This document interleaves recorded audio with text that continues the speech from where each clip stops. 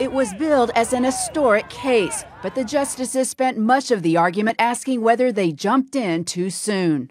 Liberal Justice Sonia Sotomayor, in an exchange with Charles Cooper, the attorney opposing same-sex marriage, suggested the court could sit back.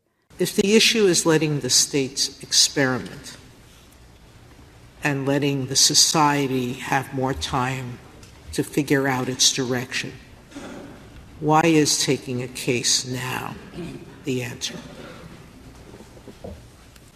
Because Your Honor, we let issues perk, and so we let racial segregation perk for 50 years, from 1898 to 1954.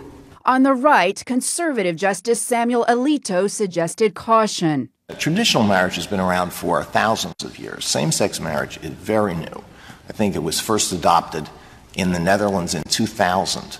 So there isn't a lot of data about its effect. But you want us to step in and render a decision based on an assessment of the effects of this institution, which is newer than cell phones or the internet? I mean, we do not have the ability to see the future. Throughout the argument, the justices seem to be looking for a way to avoid a broad ruling on whether the Constitution's Equal Protection Clause guarantees a right to same-sex marriage. On that broader question, the justices clashed. Liberal Justice Elena Kagan seemed most skeptical of the arguments against same-sex marriage, asking Attorney Cooper, what harm you see happening, and when and how, and what harm to the institution of marriage or to opposite-sex couples?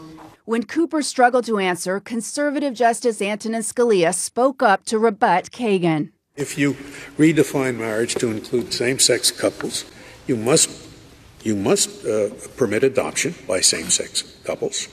And there's considerable disagreement among sociologists as to what the consequences of raising a child in a single-sex family,